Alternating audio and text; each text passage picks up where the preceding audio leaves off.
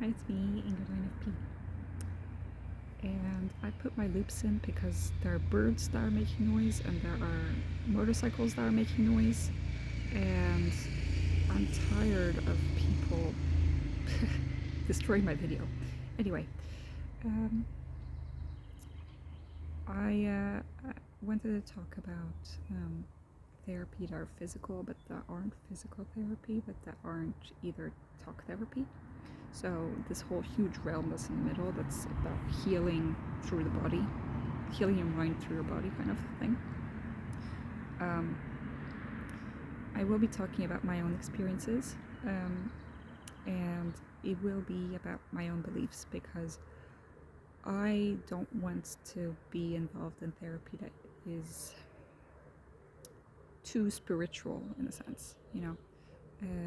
I don't want it to be coupled to any religion. I don't want it to be coupled to Buddhism or New Age kind of beliefs or anything like that. I want it to be in my body and not adding anything magical to it, you know, because that takes me out of my body in a sense. That's kind of how I feel about it. But other people might think differently. And it is a little bit of a spiritual experience in a way of like being in connection with your body when you're not used to it. Because I realized that apart from the examples that I will be telling about you today, I haven't been really in contact with my body at any time throughout my life, except in these few rare instances. Now, I'm not like totally disconnected from my body, but I have, you know, I often act like my body is separate from my mind in a way, and I think that that's kind of like Western culture is a little bit like that. But I also think that, you know, my autism affects the way that I perceive things from my body. A lot of the world outside is very sensory difficult, and also I'm an INFP, so my preference is to explore ideas in my mind rather than like being outside in the world. You know, being an introvert and all that. So let's get into it. The reason why I'm making this video is because I heard from a psychotherapist who was talking to us residents about her dance therapy. Now, she uses dance therapy together with other kinds of talk therapy and other kinds of, like, you know, she does ACT and CBT and EMDR, and she does these different kinds of methods. She always starts with finding alliance with the patients, and it's a good thing I have the loops in anyway. She finds alliance with the patients, and that is the most important, because most people come to therapy with like fear or anger, and you know, they're on their guard, and so we need to let go of that and be able to trust each other. So that's the first part of it. She's not really into CBT because a lot of it is just like, here, go do this to fix yourself, rather than like building a relationship with the patient and all that. So she's a little bit more into, you know, she learned psychodynamic therapy. She does EMDR, but she's not really doing a lot of CBT. She has other colleagues that do it better than her, but she does dance therapy, and she showed us a model where where all of our emotions and feelings is like a circle, and there's high arousal, low arousal, comfort, discomfort, and most people, when they come to this therapy, they are in a state of high arousal, high discomfort, right? And they want to get to a place with low arousal and low discomfort, so more comfort, basically. The problem is, to get from the one to the other, you have to pass through a whole realm of emotions and fears and feelings in the body, which are difficult to deal with. And so it could be like grief, it could be depression, you know, like low arousal but at the same time high discovered. Uh, you have all sorts of places where you could be, and within the same day, within the same hour, you could be all over the place in that chart.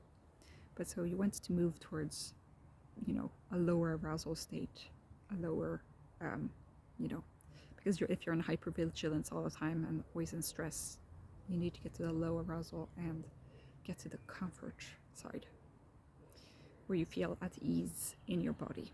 And so she uses dance therapy to help through that process. And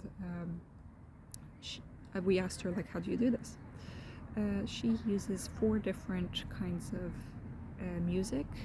And so she starts always with heartbeat music, which is basically just a beat, And then you can add like a melody to it.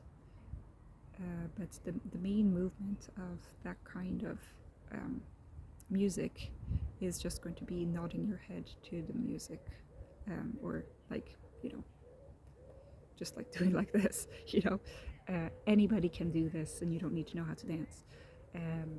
Tapping your feet to the music, or clapping your hands to the music, or tapping your shoulders, or tapping your knees to the music, and then she ups the level. Then you get to music that is more like twist. It has this like twist movement, and because that adds more dynamic into it. There's more space that's being used, more bigger movements that are happening, rather than just like nodding along.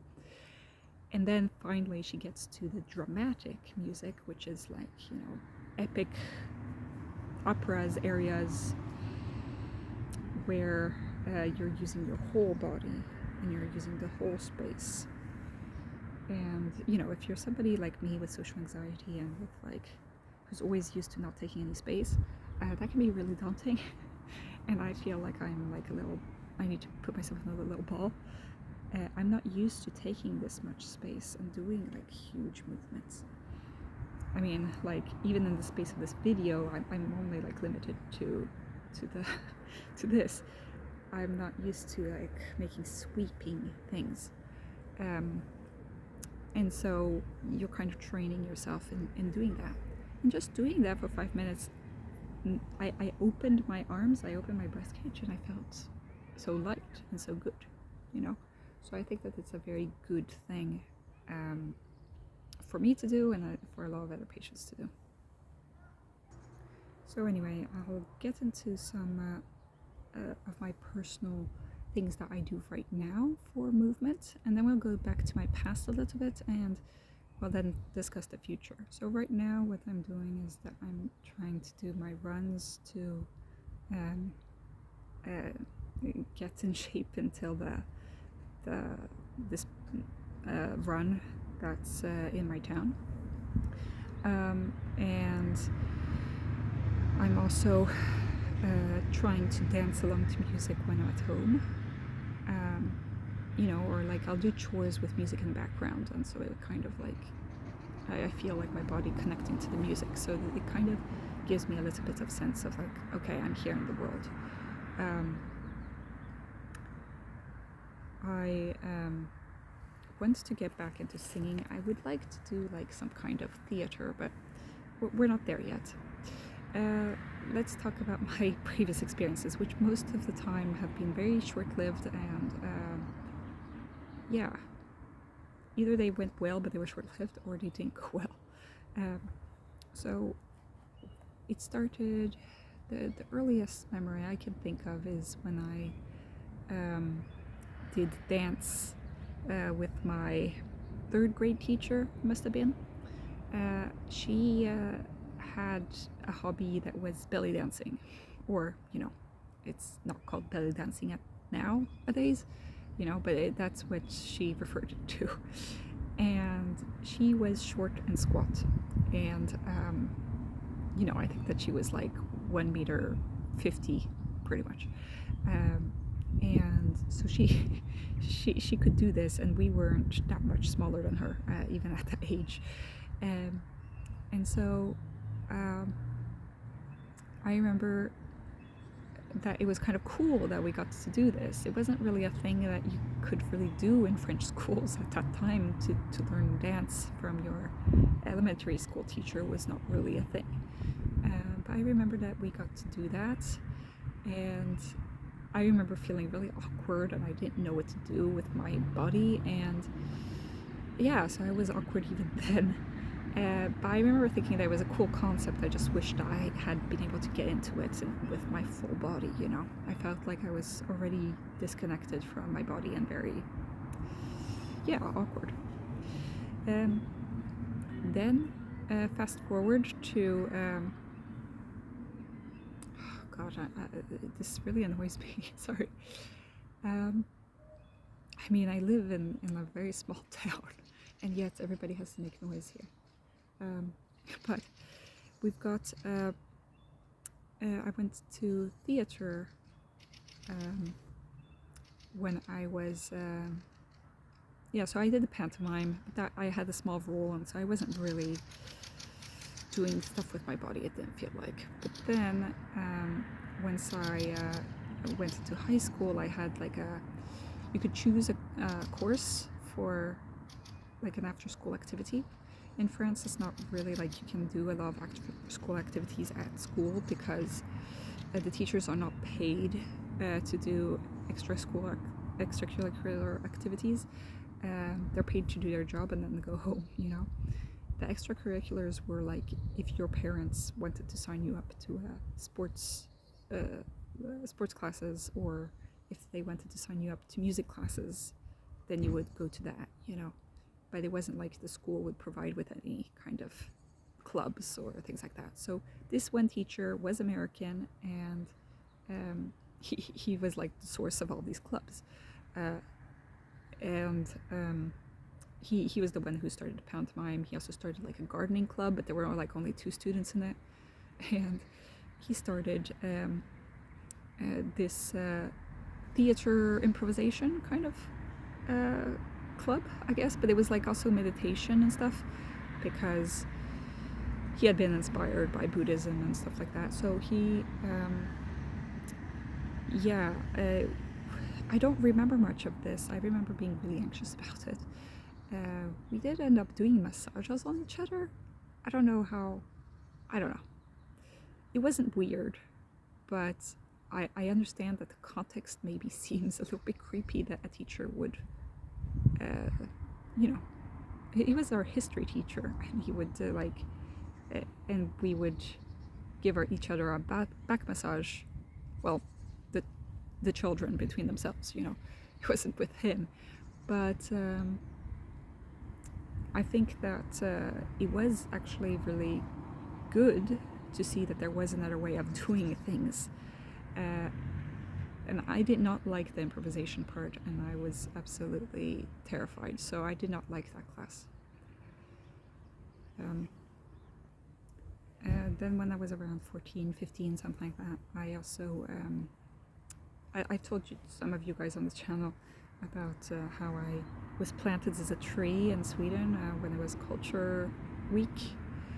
And then Culture Week, so they had this like stand where you could, I think that it was so that it wasn't about meditation really, but it was about like protecting nature. And so they would plant people into this big pot full of soil, and it was kind of like a guided meditation kind of situation where so I got to close my eyes, I had my bare feet in the ground, and this person was talking to me about, you know, feeling my toes in the ground and all that.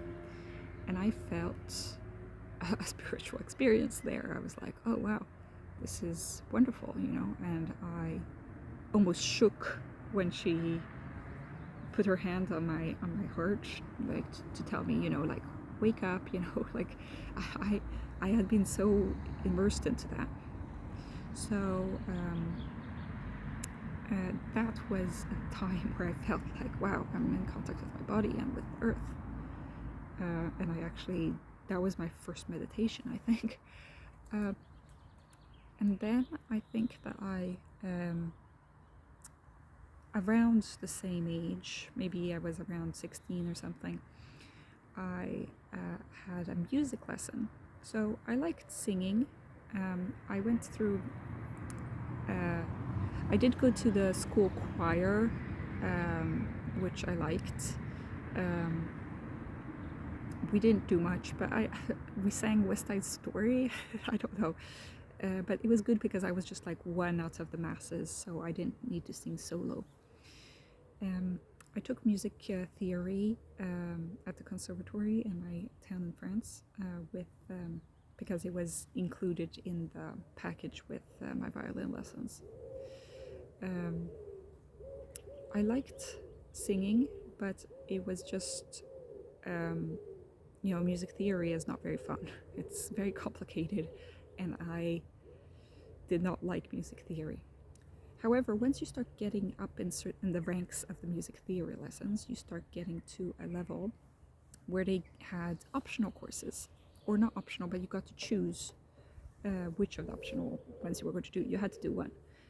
So the first semester would be, so the first half of the year you would do like the rigid musical theory, and then the second part of the year you would choose something. So one year I did film music. 1 year I did, I forget what I did. And then 1 year I did a cappella singing. Okay. It was improvisation and a cappella singing. So we would invent little jingles together with others, and kind of, we'd never performed it. I think that our teacher got sick and we never did the actual performance, but we invented these little jingles on some beats, and then but the way that this teacher got us to actually get into the singing was we would lie down on the floor and she would make us do a body scan. Like, I didn't know what a body scan was. Like, at that time, yoga wasn't really a thing. I mean, I don't know. Maybe it was, but not where I was living. And so we would do a body scan. We would imagine like golden threads passing through all the parts of our body. And then we would sing like arpeggios. So we would sing, we would sing different notes, and then we would go, and she would have the piano, and she would like do different tones and stuff. And then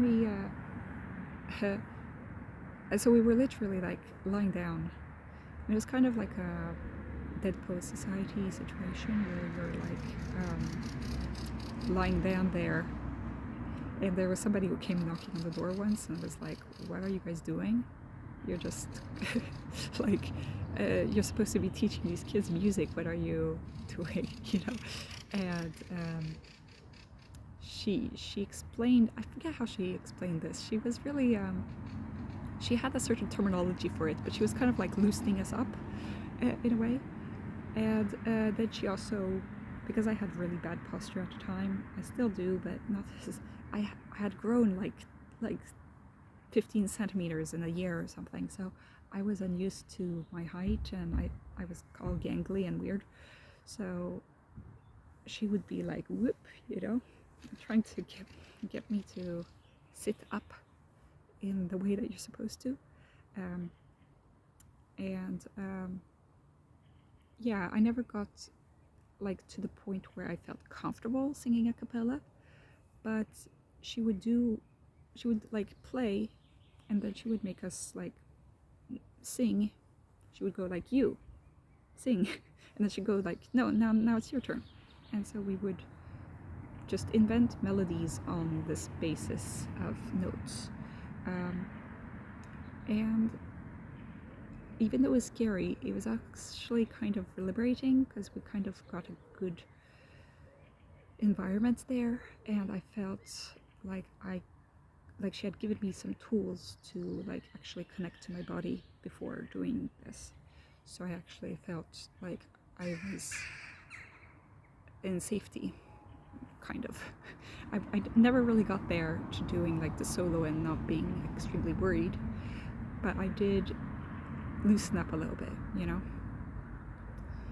So I want to thank Madame Chauvelin for that, because that was really a formative experience. Then we get into when I did a resilience course with Karolinska back when I was a medical student.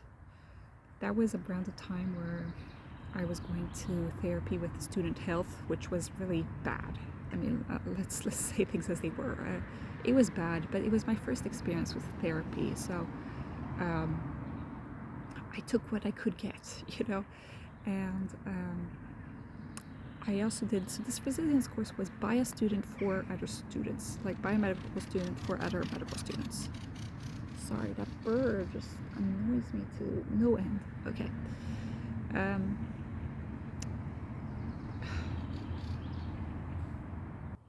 So yeah, so this resilience course was by a student for students, and it was so that we could be resilient in the face of all the stress that comes with being a medical student.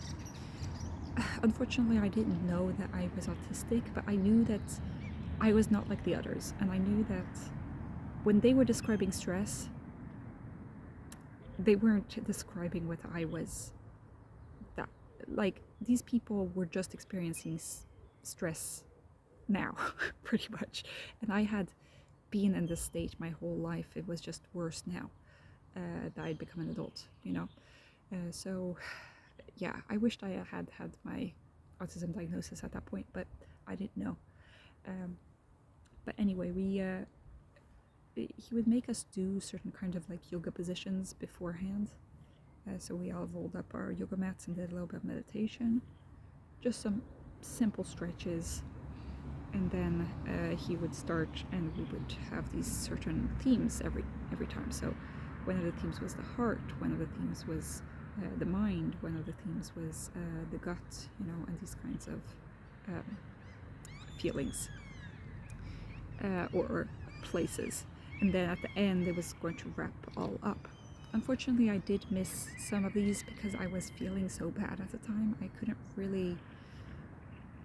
It was on a Saturday morning. I wanted to sleep in, and also I felt like I didn't really connect to the other people in the group. Now we all, it was kind of a collaborative thing, so you know, he would give us like homework for the next time, and I would, you know, and I would also forget and not be able to do the things that he asked. Like one time he made us do like different circles, which was like, yeah, it was like what you can get paid for, what you value, what you're good at, and trying to find your goals and stuff, and I just couldn't do it. But there was a bit of like improvisation at the beginning of like theater kind of stuff going on. And it's a little bit like how in Dead Post Society he makes everybody go and say "gawp" really loudly. It was kind of that kind of thing to loosen us up before the actual talk therapy, or like the, you know, therapy bit. It's unfortunate that I wasn't feeling good enough to actually manage this course. And I did say to the person that I said, I'm sorry, but I'm not at the mental health level to actually manage this at this point. And he was like, that's okay, you know, you can use whatever tools you can get from this. But then somebody else chimed in, and I was like, and she was like, yeah, but you know, because I said I'm really depressed and I'm actually going to the therapist right now. And she's like, yeah, I'm also going to the therapist and stuff. And see, I'm still here. We're here. And that's like, yeah, but you're also making me feel bad. Anyway, so that wasn't a great experience, but that was my experience of yoga, I guess. I've tried since then to do it in other contexts, but that was the only time that I've gone to like an actual class where we actually did like yoga poses and stuff like that, like with actual yoga mats. Since then, I've realized that I'm just my social anxiety stops me from going to group sessions like in that way. Then we've skipped forward to a course that I did at the very end of medical school in 2019, where it was a course that you could choose. Some of them were more fun than others. I mean, some people got to go to India on a diabetes course. I got to go on a microbiology course instead. But it was actually good that I went to the microbiology course, because the teacher there, actually, the professor, ended up becoming my job reference, which ended up with me getting my job now. So, the world, things happen. There is some kind of fate, destiny, karma thing going on sometimes. No opportunity is a wasted opportunity, really, but this was a course which I had chosen that was about psychotherapy, and you were paired with a psychology student, and we went and we had like 3 sessions with a patient, and we had to write a report about how we did this, and what the patient had to do was change something in their lifestyle. So we had an older lady who had difficulty with transitioning into retirement. So we did a lot of like ACT kind of things where we would tell her to, like, in what meaning, where do you find meaning, what are your values in life, and where do you want to get to, and that kind of thing. And we did, the psychology student did most of the work, let's just say. I mean, I was not used to having such a long time with one patient and like actually steering the conversation in that way, because we're taught to steer the conversation in a totally other way. We want the patient to focus on the problem that they're seeking for, rather than and giving, and my tools as a doctor are like medications and referrals and that kind of thing. Their tools are like psychological models. So it was hard for me to steer the conversation in any way. So I let the psychology student do most of the work. But within this whole class, we had a lecture that was terrible for me, but everybody else thought was good. I don't know if the people in the audience were like neurotypical, or if they had been through trauma, or if they were, what they were.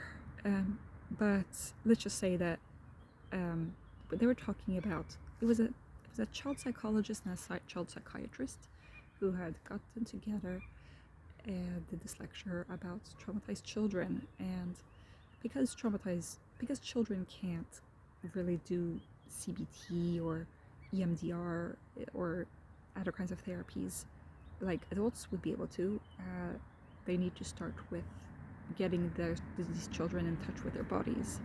So they said we first need to teach them to breathe correctly in a way that is actually effective and that actually leads them to be in touch with their bodies. And so they said, well, we're going to do a breathing exercise. And they said this breathing exercise is very simple, but for these children, this can be actually really difficult, and they might not be able to do it the first tries. And everybody was, kind of like, oh, okay. And it seemed like everybody else thought that this was simple. For me, it was not simple.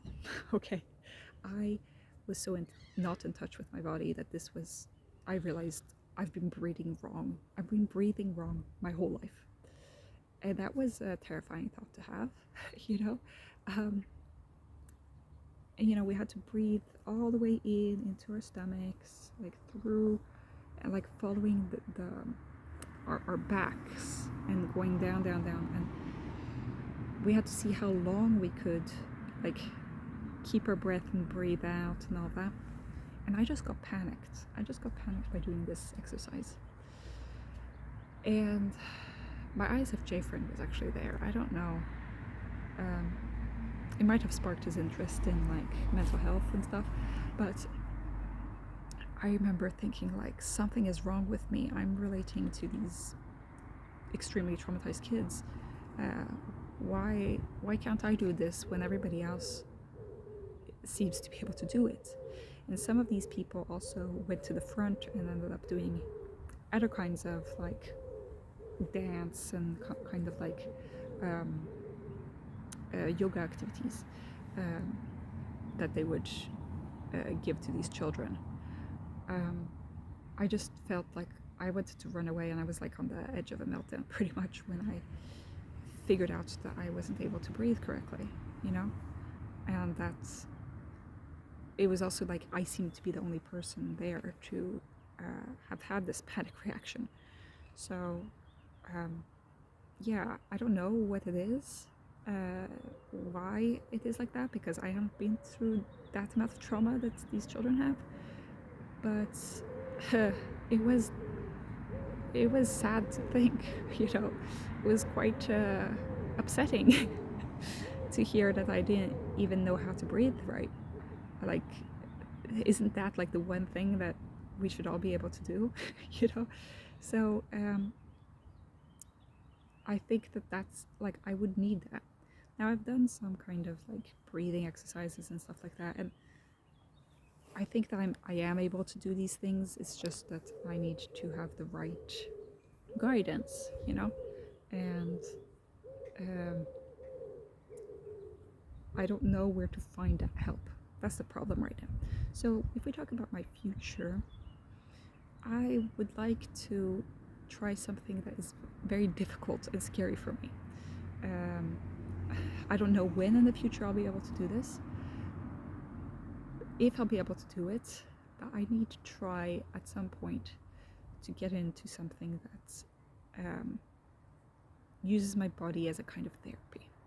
Now, if it's dance therapy, if it's theater, if it's some really big form art, you know, not like small art, I mean like splashing paint on stuff, or if it's singing could be like kind of physical in a way, or if it could be well, just some kind of exercise, but I think that the best would be a certain kind of like actual therapy that is led by a therapist and not by just a gym coach, you know? I need somebody who's trained in psychology more than just the personal trainer is. I know that personal trainers, you know, have some groundwork in like psychology and stuff like that, but I want to find somebody who knows about autistic people, who knows about mental health. And it's asking for too much, it seems, especially to have people who know about autism and how that affects people. But I need to find something like that. And I don't think I'll find it in this town, because this town is so small. Unless I go into the dance therapy course of that psychotherapist, I don't think that I'll find something similar. I know that there's somebody who does art therapy. Oh, I haven't told you guys about the art therapy, but that didn't work out well. When I tried to do it, I felt like basically the way that this therapist at the student health tried to make me do art therapy was basically like she put a piece of paper, she stuck it onto the wall, and she gave me some paints, and she was like, paint. And I was like, okay, this seems silly and dumb. And also she's staring at me the whole time. I did not feel happy at all, and I actually got a meltdown afterwards due to that. So I kind of have a biased view against art therapy. I think that it could be good for me, you know, if it's with the right person who actually tries to, you know, put themselves into my shoes and tries to really get deep into what what I would need, you know, and be a comforting, validating presence rather than a judging one. So I think that I want to do something, you know, that it uses my body, not too much maybe, but that, you know, it doesn't need to be strenuous exercise, and it doesn't need to be like extremely difficult creative art, you know, but just something that takes me out of my head into my body, that I can like feel a sense of self-confidence in these things, because at the moment it's just, I'm scared, I'm embarrassed, I feel ashamed, I feel, you know, stupid and bad when I do these things, and I need to like get out of this, and it's going to be hard, but that's my goal, at least, is to try to get there. So that's all I had to say for today. Tell me what you guys think. Have you been through some kind of therapy like that? I try to steer away from anything that, you know, involves chakras or manifestation or anything like that. I think that meditation can be good, but I want it to be focusing on the breathing, the body, that kind of thing, rather than, you know, maybe guided meditations where you're thinking about, you know, visualization and stuff like that. But I don't want it to go into the woo-woo realm. Okay. Maybe it works for you guys. It doesn't work for me. It just makes me feel silly, and it takes me out of the moment. And the whole point is being in the moment. So that's the end of the video. Have a good day. Bye.